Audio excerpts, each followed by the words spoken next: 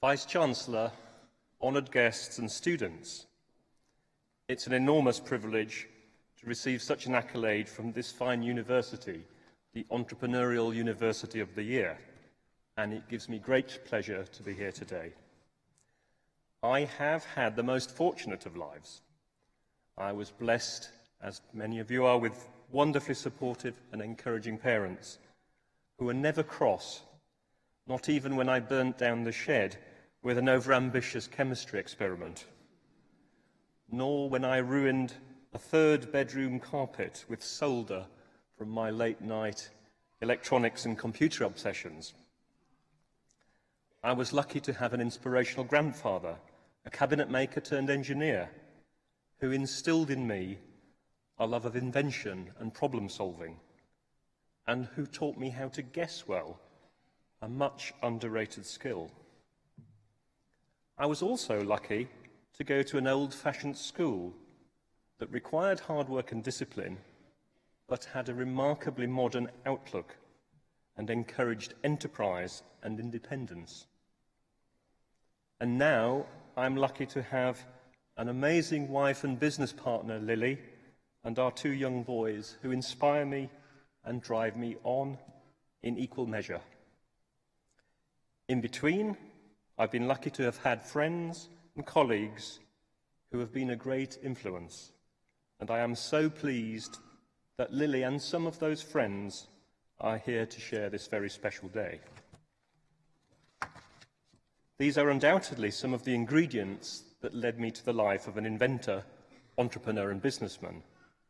They also led me to Cambridge, not just for learning, but because even in that dim and distant past, I knew there was a thriving, high-tech business cluster here, and that I wanted to be part of it. The Cambridge phenomenon is still one of the reasons people are drawn both to study and to work in the city. And I'm especially humbled now to chair Cambridge Network, the organisation which has been connecting and facilitating enterprise amongst our city's universities and the high-skilled businesses for some 20 years now. Along the journey, as has been mentioned, I was Research and Engineering Director at the groundbreaking AT&T Labs. There I was involved with projects that created some of the fastest wired and wireless networks of the time, and with them, the world's first digitally networked high-resolution video conferencing. Other projects accurately tracked people and objects inside buildings and explored how to automate and personalize the digital world around us, very much a forerunner of the Internet of Things that is so widely talked about now. One particularly eye-catching technology that I was responsible for in 1999 was a mobile computer phone, which bears an uncanny resemblance to the iPhone, which was released some 8 years later. Senior executives from Apple had seen our phone, and so the similarity is perhaps no surprise. But of all the projects, the one with the greatest impact is the one with the most unusual story. VNC was developed some 20 years ago as a way of one computer screen taking over another. If you've ever had someone take over your screen and drive the mouse and keyboard remotely, perhaps to fix a problem on your computer, then it is almost certainly VNC or a derivative of it. It's on over 1 billion computers, perhaps nearer to 2 billion computers, and on more different kinds of computer than any other application. It's even an official part of the Internet, alongside other universal protocols for email and the World Wide Web itself. Now, the story is unusual because in 1998, I decided to give it away for free and create the market which we subsequently found ways to monetize. This was one of the first examples of what is now known as the freemium model. We also threw the rule book away when we started the company, and we raised our early funds by selling I Love VNC branded T-shirts to some of the many millions of users of the free software. We then raised further capital from users who didn't want another T-shirt, they simply wanted the company, and hence the software, to prosper. This is now called crowdfunding, but it didn't have a name in 2002 when we started the company, and Lily and I and the other founders of the company were the first to do it. We've grown profitably, organically and exponentially ever since, without recourse to traditional equity-based investment. It was a pioneering business model and continues to this day to be enormously successful and, above all, great fun. Albert Einstein famously said, "I have no special talents, I am just passionately curious." This was no throwaway comment or false modesty. It was something he genuinely believed.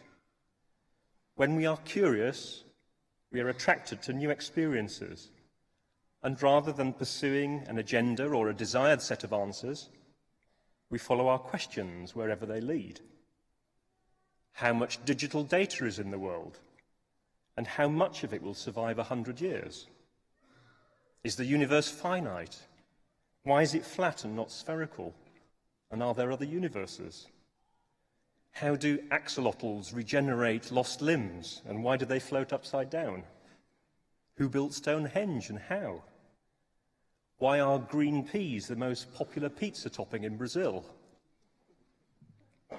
But of far greater importance to those of you graduating today, curiosity leads to a good job. Why? Because curiosity compels us to listen to other people and find out who they are. And the curious are more likely to be interested in a broad range of information about the world, and so have multidimensional and interdisciplinary skills, experiences and thoughts. In short, the curious person is probably a team-playing, lateral-thinking problem solver, all characteristics of an ideal employee. Einstein wasn't just occasionally curious, he was passionately so. Passion for knowledge and experience is a motivating force, driving hard work, practice and endeavour. At the same time, it rewards with the kind of pleasure and enjoyment that only immersion and, to a degree, obsession can bring. For example, passion compels people to work tirelessly for a charity without reward. Passion might make someone want to win Great British Bake Off or visit every London Underground station in record time. Or, as in my case, passion can propel someone to build a successful, inventive business and contribute to the economic life of the nation. And as the Vice-Chancellor knows, it is passion which drives someone to scale the heights of music making. But of far greater importance to those of you graduating today, being passionate leads to a good job. Why? Because if you have passion, you are likely to have guts, perseverance, and fulfillment. In short, the passionate person is probably self-critical, hard-working, and content, all characteristics of an ideal employee. And finally, as this is a ceremony for the Faculty of Science and Technology, I am reminded of the physicist, the biologist, and the mathematician who are sitting in a cafe across the street from an apparently empty building. They observe 2 people enter, and then, later on, 3 people leave. The physicist remarked that there must have been some error with the observational measurements. The biologist disagreed and said that clearly they must have reproduced while in the building.